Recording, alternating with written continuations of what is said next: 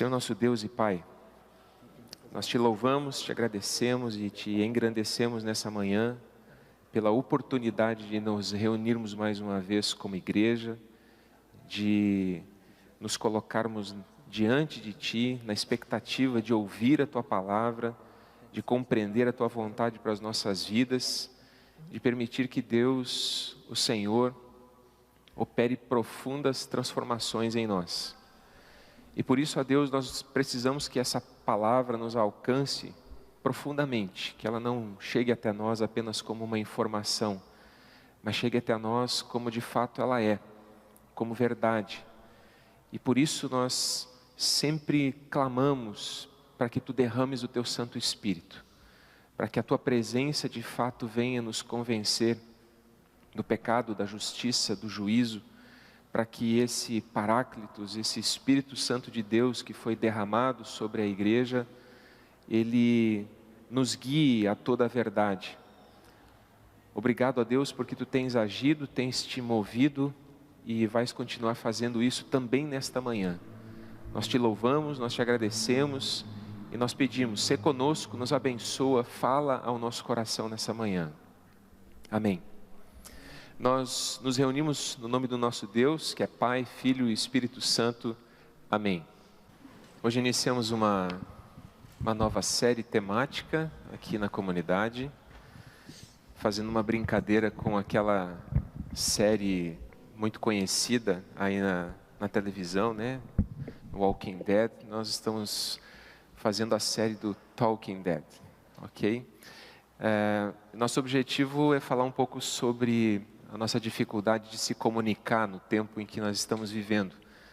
É um tempo em que a gente consegue se comunicar tão rapidamente com tantas pessoas ao redor do mundo todo. A comunicação nunca foi tão rápida, nunca foi tão eficiente, tão eficaz. Mas a gente, de maneira paradoxal e estranha, a gente está perdendo a capacidade de se conectar de maneira real uns aos outros. Um pouco daquilo que também os meninos prepararam na primeira canção que eles trouxeram, que não era uma música cristã, mas era uma música secular, mas que fala bem, de maneira bastante incisiva dessa realidade, de como por trás dessas telas de celulares nós muitas vezes ocultamos a nossa solidão real, e o quanto isso muitas vezes é utilizado para aliviar coisas que nós não conseguimos mais falar uns para os outros, olhando no olho uns dos outros. Não é uma série que deseja falar necessariamente, porque nós já tematizamos isso, do impacto das redes sociais ou da tecnologia sobre a questão dos relacionamentos. Nós já falamos sobre isso em uma outra série. Nessa série, de maneira especial, a gente quer falar um pouco mais da questão da comunicação mesmo. E, logicamente, a gente acaba falando também do impacto que a tecnologia tem sobre ela, mas a gente quer falar, e especialmente tematizando um pouco mais a família. Então, hoje nós vamos falar das multidões de solitários que nós temos nos tornado. Na semana seguinte, no dia 11, nós vamos falar que estamos nos tornando seguidores de nós mesmos, né? Que toda essa nova cultura midiática nos tornou bastante exibicionistas, mas ao mesmo tempo nós temos perdido a nossa identidade, nós não sabemos mais quem nós somos, e por isso parece que também a necessidade de exibicionismo é muito grande.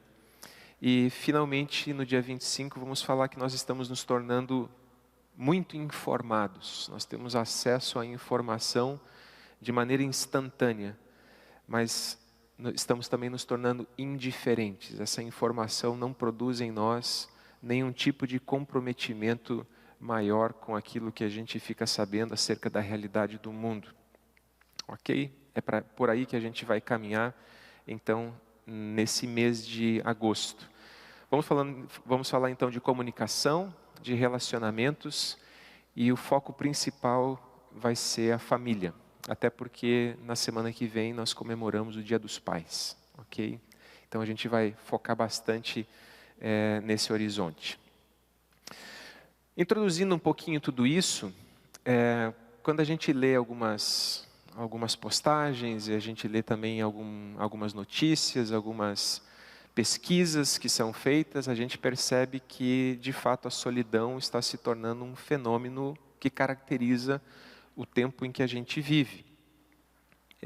A solidão está ligada ao individualismo que nós temos no nosso tempo. Nós nos tornamos extremamente individualistas. E uma vez que os valores, o que é certo, o que é errado, se torna uma questão individual, parece que nós perdemos uma base para construir relacionamento. Certo? Porque a gente precisa de uma base para construir, para estratificar as relações sociais. Quando essa base é apenas o indivíduo, nós não temos uma base para construir relacionamento, porque o relacionamento ele só dura enquanto ele me serve. Enquanto ele é bom para mim, enquanto eu ganho alguma coisa com ele. Porque não existe uma base comum para se construir essa relação. Então, se o relacionamento é o interesse do indivíduo, ele vai também se tornando descartável, na medida em que ele não me interessa mais.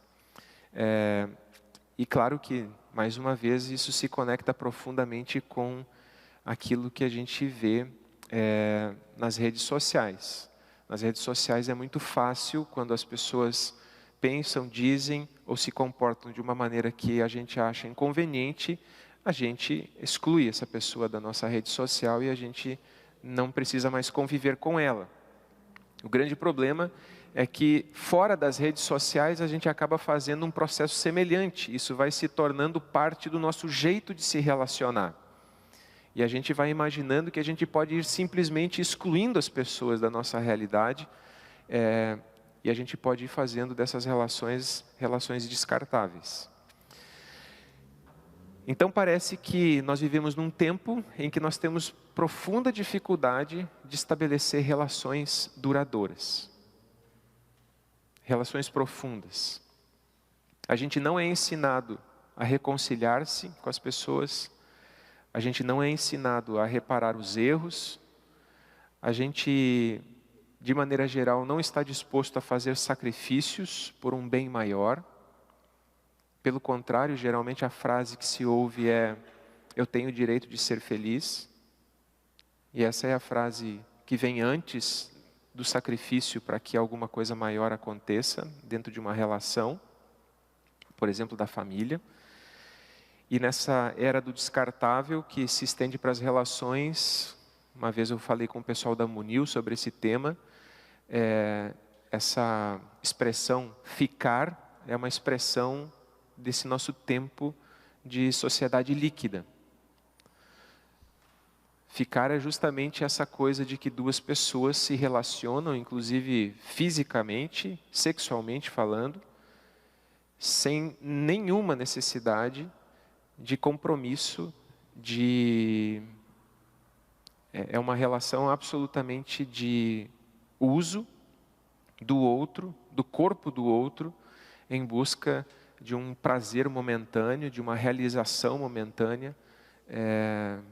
É uma relação completamente egoísta. O problema é que esses processos, essas ondas, essa coisa do ficar, por exemplo, ela vai nos destruindo interiormente para qualquer capacidade e condição de mais para frente construir uma relação profunda.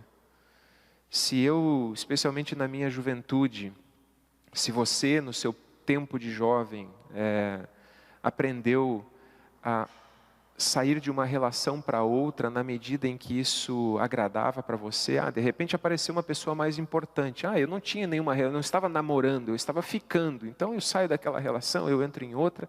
O grande problema de todos esses processos é que a gente acaba se viciando nele. E as pessoas não conseguem mais estabelecer vínculos profundos, porque elas se habituaram a trocar a relação na medida em que ela não satisfazia mais como se esperava que satisfizesse. E, portanto, especialmente se falando dos jovens, o ficar é um bom treinamento para o divórcio. Quem sonha um dia em divorciar-se, deve ficar bastante, porque você vai treinar para se divorciar no futuro. Né? Se você não deseja que isso aconteça, então eu diria assim, leve os relacionamentos muito a sério. E não entre nessa onda. E não encare o sexo como uma brincadeira, como um prazer momentâneo, porque o sexo tem significados muito mais profundos do que isso. Nós não somos bonecos de carne que saem por aí brincando com os nossos corpos. Nós temos uma alma e quando nós lidamos dessa maneira conosco mesmos, isso tem consequências muito profundas e elas podem ser muito ruins. E podem sim nos levar a uma profunda solidão, a uma incapacidade de se conectar de maneira profunda com as pessoas. Além disso, nas relações humanas, a gente naturalmente, desde Gênesis 3, tende a culpar os outros pelas nossas dificuldades. Né? Talvez isso piorou um pouco depois do Freud, né? Porque daí hoje tudo é culpa do pai, da mãe, e não sei mais quem. Somos um pouco freudianos e temos uma dificuldade de assumir responsabilidade pelas nossas próprias escolhas. Mas isso é assim desde Gênesis 3. Adão, onde estás? Senhor, foi a mulher que tu me deste. Né? Faz tempo que nós gostamos de empurrar as nossas responsabilidades sobre outros. E muitas vezes nós entramos então dentro de uma situação em que, depois de muitas decepções, depois de muitas relações partidas que não deram certo, que se fragmentaram, a gente de repente começa a tentar se proteger das relações e a gente começa a dizer coisas como essas: ninguém presta, não dá para confiar em ninguém, o verdadeiro amigo do homem é o seu cachorro. Né? E a gente vai assumindo uma postura pessimista em relação às relações, em relação à vida, em relação às pessoas.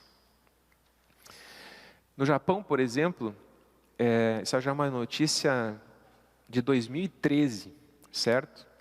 Essa notícia da BBC Brasil dizia que um grupo de japoneses chamados de otaku, eles preferem namoradas virtuais do que relações. Nós não estamos aqui nem falando de ficar, ok? São pessoas que já abandonaram o ficar e trocaram por relações com seres midiáticos, com inteligências artificiais, com meninas que não são de verdade, certo? E nessa notícia dizia que podia diminuir um terço da população japonesa, porque havia uma grande quantidade de homens que estavam tão viciados nas relações virtuais dentro do computador, que eles não queriam mais ter relações com mulheres reais, certo? Então essas coisas, elas são profundamente viciantes. O que é a solidão? Basicamente, é um sentimento de desconexão com as pessoas à nossa volta. Não é apenas a pessoa que está isolada que é solitária. Muitas pessoas solitárias podem ter família, podem ter um grupo de amigos, entendendo amigos aqui como aquelas pessoas com quem a gente se relaciona de maneira mais frequente. Podem às vezes ter muitos seguidores nas redes sociais, serem muito ativos no Facebook e em outras redes, mas ainda assim elas sentem que não conseguem se conectar com ninguém. Elas se sentem sem sintonia com ninguém. Nessa outra notícia aqui, se fala da solidão como uma epidemia. Eu tinha uma outra estatística que falava de 1 em cada 4 pessoas sentindo-se solitárias no mundo. Essa aqui diz que 1 em cada 3 pessoas sente-se sozinha na sociedade da hiperconexão e das redes sociais. 1 em cada 3 pessoas sente-se sozinha. Não sei se essa realidade se reflete, por exemplo, dentro desse grupo, mas se ela se refletisse dentro desse espaço onde nós estamos, isso daria muita gente aqui. Certo? 1 em cada 3. A reportagem fala de uma pesquisa em países industrializados. Então, enfim, talvez o Brasil ainda não esteja aí, mas nós estamos caminhando para isso de qualquer maneira. E dentro dessa pesquisa, disse que uma pessoa que se sente sozinha, geralmente, está mais angustiada, deprimida e hostil, agressiva, patuda, né? E tem menos probabilidade de realizar atividades físicas. Como as pessoas solitárias tendem a ter mais relações negativas com os outros, o sentimento pode ser contagioso, as outras pessoas vão ficando assim também. Testes biológicos realizados mostram que a solidão tem várias consequências físicas. Elevam-se os níveis de cortisol, hormônio do estresse, por isso a pessoa de repente fica hostil, deprimida. A resistência à circulação de sangue aumenta e certos aspectos da imunidade caem, diminuem. E os efeitos prejudiciais da solidão não terminam quando se apaga a luz. A solidão é uma doença que não descansa, que aumenta a frequência dos pequenos despertares durante o sono e faz com que a pessoa acorde esgotada. Viver sozinho cansa, faz mal para o sono e faz mal para a alma. Por isso a gente tem que ter muito cuidado quando a gente decide que todo mundo ao nosso redor não presta, todo mundo é mau, e eu não vou deixar ninguém me machucar mais. Porque quando a gente faz esse tipo de escolha, talvez a gente está se tornando o algoz de si mesmo. As pessoas não vão mais nos machucar, mas agora quem vai se machucar sou eu mesmo. Na minha solidão que eu escolhi. As redes sociais são a causa disso tudo? Não, eu acho que não são a causa disso tudo, mas com certeza as redes sociais, quando utilizadas como substitutas das interações pessoais, podem agravar e muito a solidão.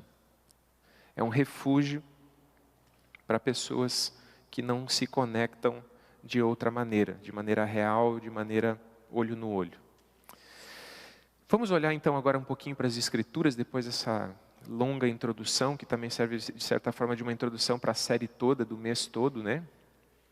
Mas tem uma palavra muito interessante em Eclesiastes, no capítulo 4, os versículos 7 a 12, e aí a gente percebe que a solidão não é apenas um problema do nosso tempo, ela sempre existiu. O que nós vemos hoje é talvez uma epidemia da solidão, e não só da solidão, mas de vários outros tipos de, alguns chamam de transtornos, enfim, né, nós temos um acúmulo, um volume gigantesco de outros tipos de situações, como depressão, como uma reportagem que eu vi essa semana na televisão, dizendo que o Brasil é o país com maior incidência de ansiedade do planeta. O Brasil tem o maior número de pessoas ansiosas do planeta. Depressão, ansiedade, síndrome do pânico, solidão. Nós sofremos de maneira intensa com as dores da alma.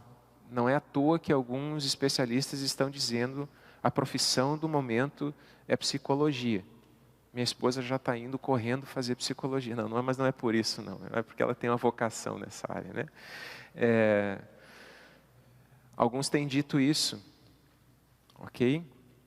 Nós vivemos um estilo de vida que nos adoece. Mas também há 3.000 anos atrás, no tempo de Salomão, ele disse assim: descobri ainda outra situação absurda debaixo do sol. Havia um homem totalmente solitário. Não tinha filho, nem irmão. Talvez ele fosse casado, não sei. Porque diz que não tinha filho, mas não diz que não tinha esposa. Mas mesmo assim o texto diz que ele trabalhava sem parar. Contudo, seus olhos não se satisfaziam com a sua riqueza. Era um trabalho feito de maneira incansável, mas que não conseguia preencher o vazio do seu coração. Ele sequer perguntava: para quem estou trabalhando tanto e por que razão deixo de me divertir? Essa pergunta ela é muito interessante porque quando a gente faz as coisas, a gente faz para alguém.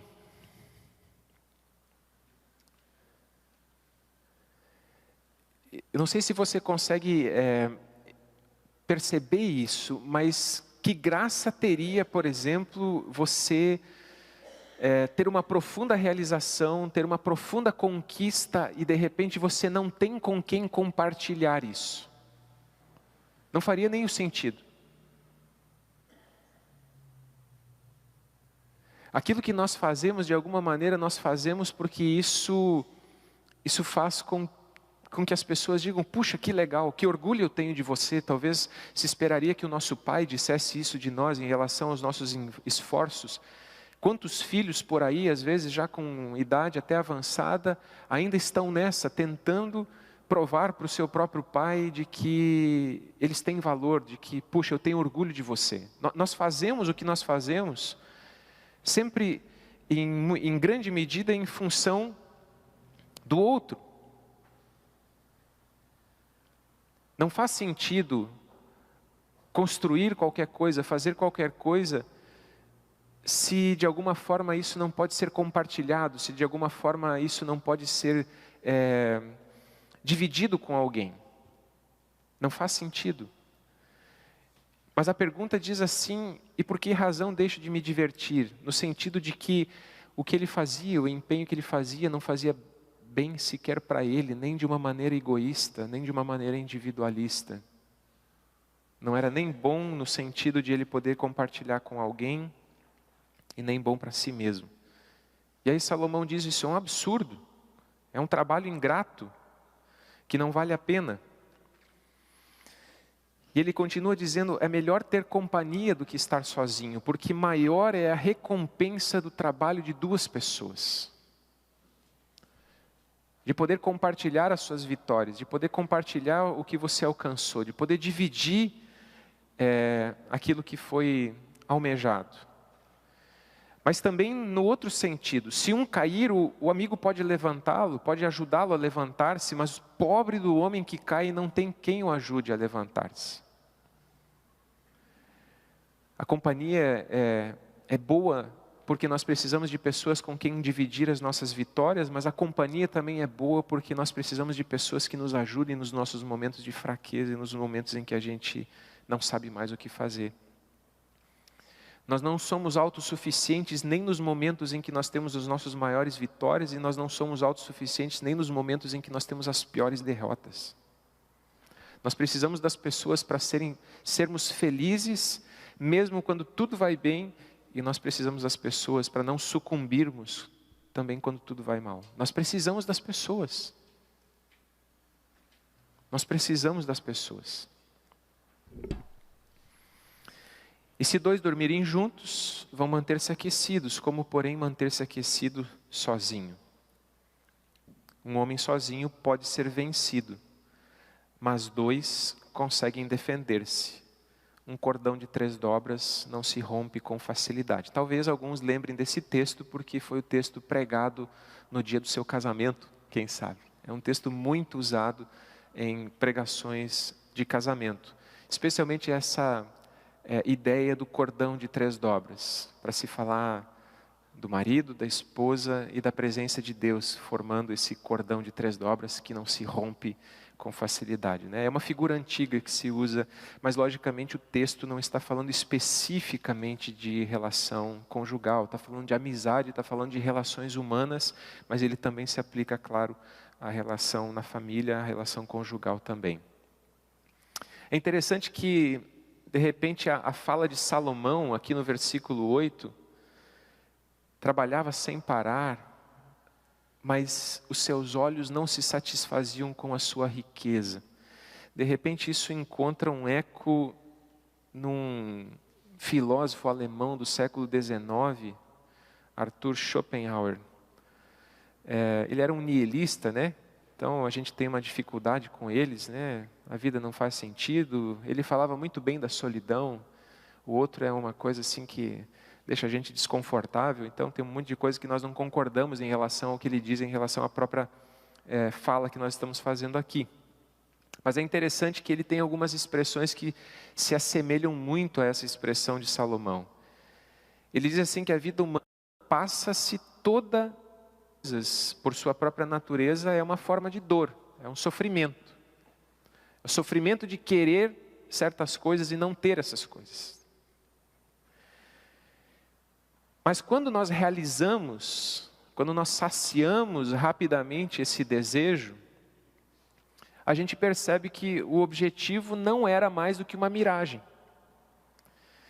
E a posse do desejo mata todo o encanto de ter alcançado aquilo que foi desejado. Morre o encanto de correr atrás e de buscar. O desejo ou a necessidade de novo se apresentam. Eu tenho que agora desejar outra coisa. Eu tenho que buscar outra coisa. De uma outra forma. Senão, se eu não passar a desejar outra coisa, eu caio no nada, no vazio.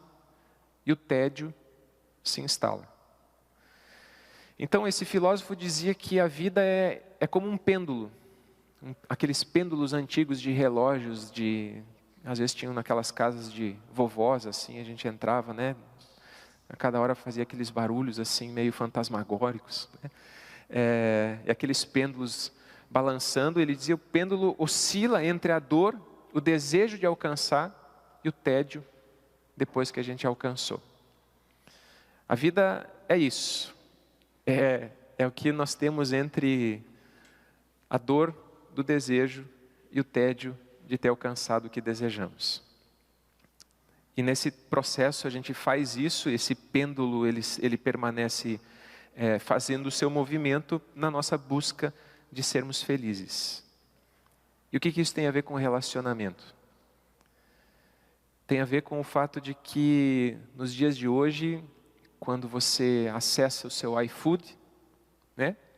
Você olha todas aquelas opções e pensa, o que eu vou comer? São tantas opções, o que eu vou pedir? Aí finalmente você pede alguma coisa, e o pedido chega, aí você pensa assim, mas será que não podia ter pedido aquela outra coisa? Eu acho que teria sido mais gostoso. Esse lanche veio com picles, eu não gosto de picles. Aí você acessa a Netflix, tem milhares de filmes para você ver.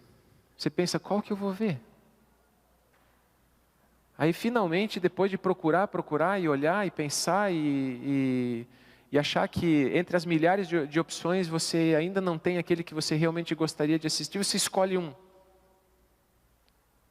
Aí você começa a assistir e pensa assim, mas eu acho que devia ter um outro melhor do que esse, não era tão bom assim. E nas relações humanas, eu acho que a gente vive essa espécie de tédio também. E parece que às vezes é um pouco disso que acontece com as pessoas, na nossa incapacidade de conseguir se conectar de maneira mais profunda, porque a gente pensa assim, será que não tem outra pessoa melhor? Se eu me conectar aqui, será que eu não vou perder a oportunidade de me conectar melhor lá na frente com outra pessoa? E nessa angústia, o que muitas vezes acontece é que a gente acaba não se conectando de verdade com ninguém. E a gente fica sozinho. E a gente experimenta a solidão. O texto no versículo 9 diz que é melhor ter companhia do que estar sozinho, maior é a recompensa do trabalho de duas pessoas. Relacionamentos impõem sacrifício, impõem esforço, mas também traz recompensa, segundo o texto. E pensando um pouco em casamento, na relação conjugal, outra vez eu já falei aqui no culto dessa raiz da palavra conjugalidade. A raiz da palavra conjugalidade vem da palavra jugo, ou da palavra canga. que eram aquele instrumento que se colocava no pescoço de 2 bois, que os mantinha presos um ao outro, para que o lavrador pudesse então prender o arado e arar a terra com os bois trabalhando juntos. É literalmente daí que sai a expressão conjugalidade. Alguém vai olhar para essa expressão e vai dizer: Deus me livre. Colocar um jugo. E muitas vezes essa palavra jugo é usada até mesmo na Bíblia, no Antigo Testamento. Deus às vezes fala para o povo de Israel: eu vou quebrar o jugo que está sobre vocês, né? Mas quando se fala de relação conjugal, o que se está propondo é que a gente coloque um jugo. É que a gente aprenda a arar a terra juntos, a caminhar juntos. Não funciona, eu nunca tive essa experiência de arar assim, né? Mas pelo menos eu, na minha infância, cheguei a ver isso acontecendo, pelo menos, né? Mas você tem que colocar uma junta de bois em que os dois têm uma certa... Não pode ser um mais rápido, o outro mais lento, né? Eles têm que andar juntos, eles têm que aprender a fazer aquele negócio juntos. E relação conjugal é isso. É transformar 2 pessoas numa só mente, num só coração. E isso não é diluir a individualidade, isso não é diluir a singularidade. Isso é somar duas singularidades. E produzir algo maior do que nós poderíamos ser sozinhos. Geralmente quando nós olhamos para essa figura, a gente pensa: isso vai me diminuir, isso vai tirar minha individualidade. Não, isso vai potencializar a sua individualidade, vai potencializar a sua singularidade. Porque aquilo que você não é, e naquilo que você é limitado, a pessoa que está ao seu lado vai ajudar você a chegar mais longe do que você poderia sozinho. Mas quando os 2 bois que estão debaixo do jugo não entendem dessa maneira, cada um começa a puxar para um lado. E aí você não ara a terra. E aí você não colhe frutos. Porque para colher frutos nesse processo, a gente tem que trabalhar juntos para arar na mesma direção. Senão não vai. Senão não dá certo. Senão a presença desse jugo de fato se torna um negócio pesado, difícil, complexo, que infelicita quem está debaixo dele. O problema é que se a gente não aprende a arar junto com as pessoas, o fato de trocar de jugo não vai fazer com que isso aconteça de maneira automática. A questão não é o casamento em si, mas em grande medida se trata da nossa capacidade de relacionamento. E é claro que aqui existem exceções. É claro que aqui existem situações onde, de fato, é melhor dizer: queridos, vamos tirar esse jugo do pescocinho de vocês, porque se vocês continuarem nessa situação, vocês vão acabar destruindo um ao outro. É melhor tirar o jugo. Ok? Mas de maneira geral é possível aprender a trabalhar juntos. Às vezes é complicado, mas é possível. No versículo 8, quando fala desse homem solitário, que não tem filhos, não tem irmão, eu gostaria apenas de dizer que também na relação com os filhos, ter filhos é passar a considerar a vida de outra pessoa mais importante do que a nossa mesma.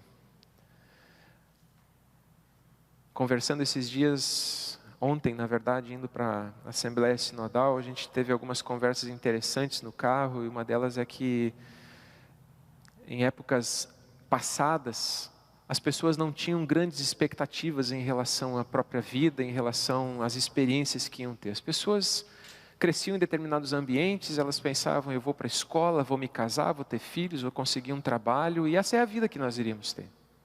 E pronto, e a gente sabia o que nós tínhamos diante de nós. Mas hoje os jovens têm, especialmente jovens como a maioria aqui nessa comunidade, classe média, alguns de classe média alta, vocês têm inúmeras opções. Vocês têm oportunidades de viajar para o exterior, vocês têm oportunidade de conhecer o mundo, vocês têm oportunidade de estudar fora do país, vocês têm oportunidade de um monte de coisas que há pouco tempo atrás, na minha geração, eu não tive nenhuma oportunidade desse tipo. E dentro dessas inúmeras possibilidades de sucesso profissional, de experiências ao redor do mundo, filho atrapalha. Não é? Filho é um problema. Porque diante de todas essas possibilidades que eu tenho na vida, pensar em filho significa assim, isso vai me limitar, eu não vou poder fazer todas essas coisas. E eu estou ali nas redes sociais e os meus amigos estão postando fotos em lugares fantásticos e eu não posso, eu estou preso, estou trabalhando e tenho que cuidar da minha família. Será que eles estão mais felizes do que eu?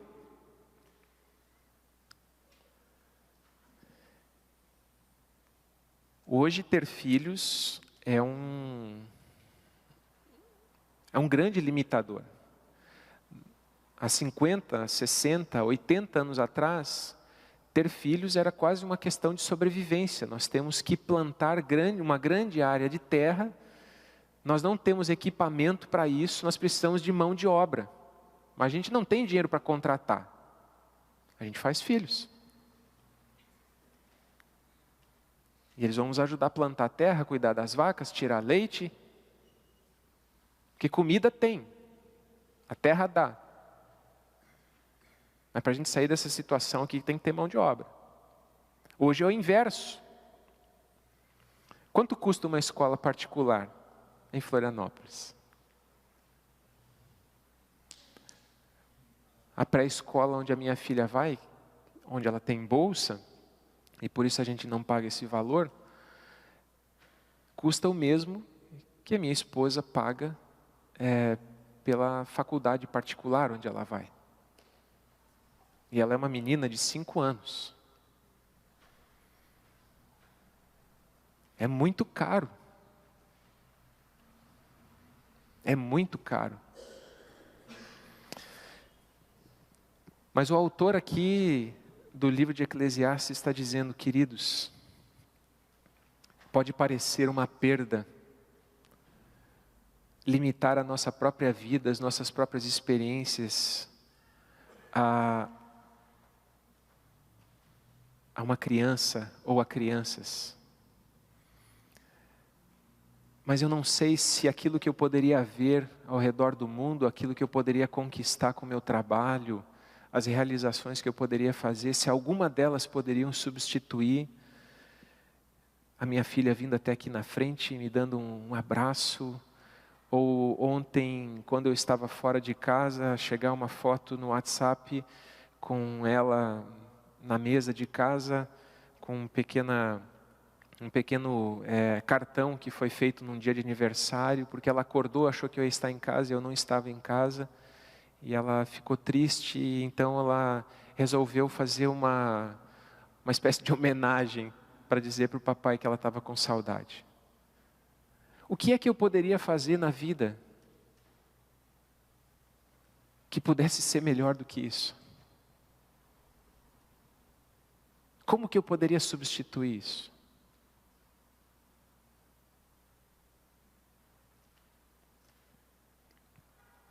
Quem sabe eu poderia estar fazendo muito mais coisas do que eu faço e poderia estar realizando alguns sonhos que eu tenho no meu coração.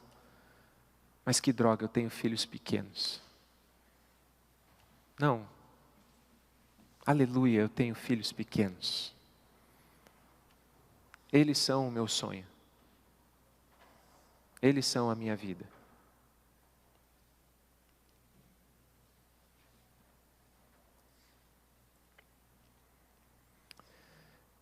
Como diz o texto aqui, a família pode se tornar um limitador de sucesso profissional. O texto diz ali, trabalhava sem parar. Queridos, tem alguns de nós que trabalham sem parar por uma questão de necessidade. Por favor, nesse caso, não se sinta constrangido com o que a gente está dizendo aqui. Mas alguns de nós não trabalham sem parar por causa de necessidade. E a gente deveria perguntar por que a gente trabalha sem parar. A gente realmente deveria entender e dar uma resposta honesta a nós mesmos do porquê nós trabalhamos sem parar. Aonde nós queremos estar chegando com isso? Queremos estar chegando, é um gerundismo, como é que é? Me perdoem, foi mal demais. Aonde nós queremos chegar com isso? E por quê? Ok? A família pode sim se impor como um limitador de sucesso profissional. E a gente tem que decidir em algum momento da nossa vida o que é a nossa prioridade. Terminando, hoje eu gostaria de perguntar para você, honestamente, você usa as redes sociais para manter e aproximar-se de pessoas com quem você tem interação pessoal?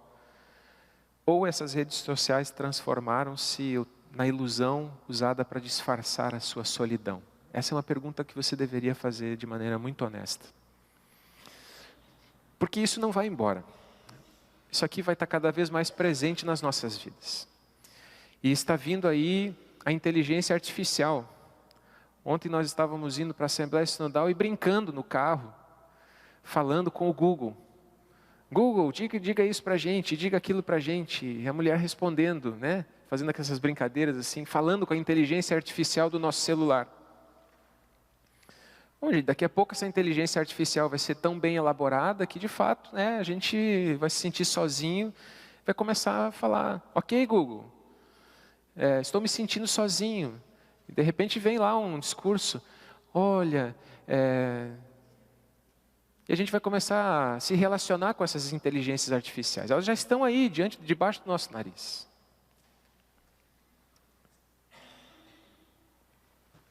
Os japoneses já estão trocando a relação natural com as mulheres com a relação com aparelhos. Eu nem trouxe uma outra reportagem que eu achei procurando aquela, bem pior ainda.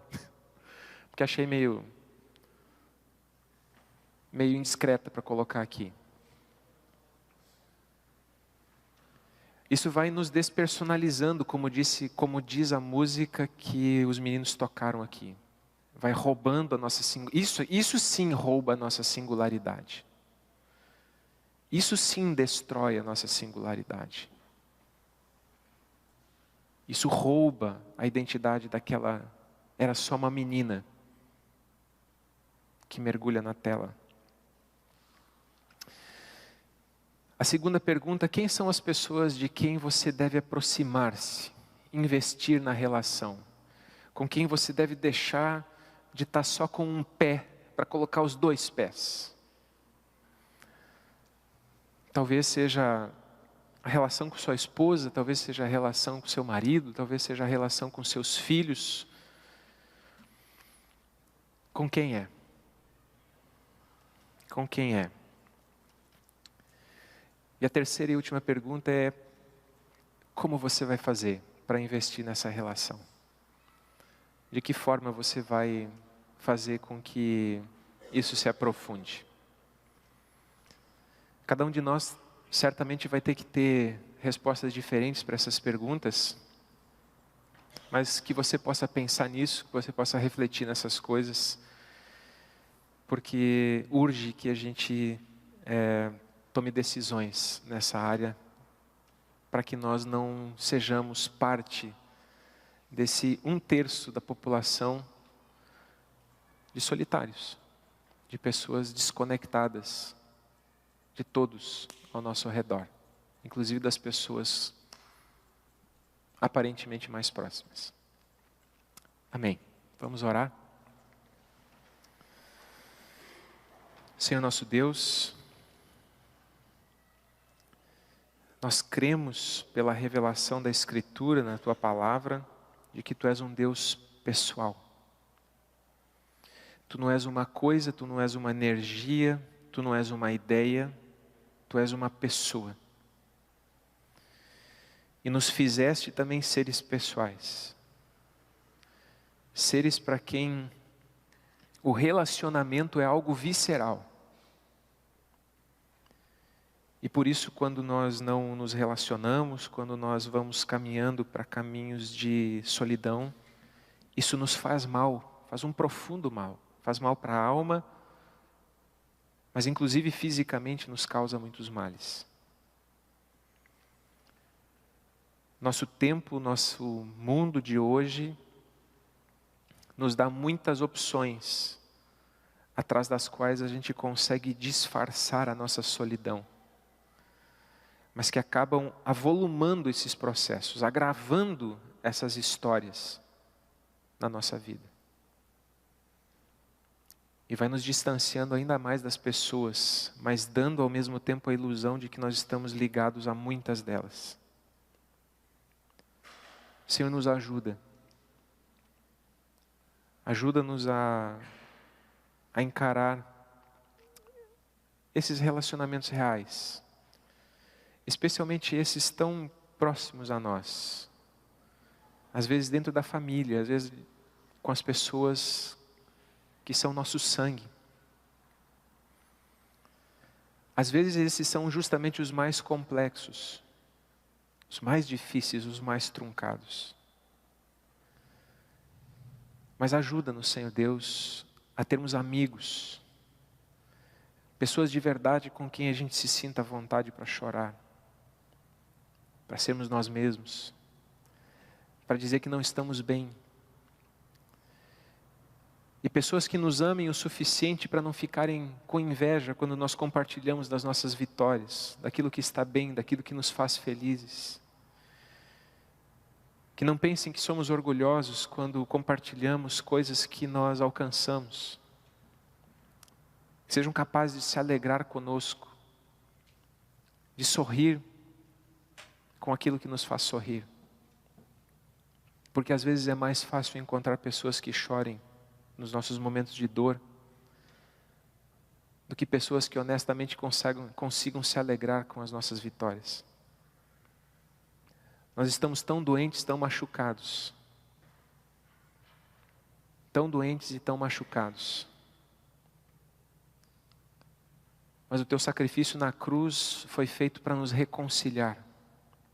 Nos reconciliar com o Pai, nos reconciliar uns com os outros.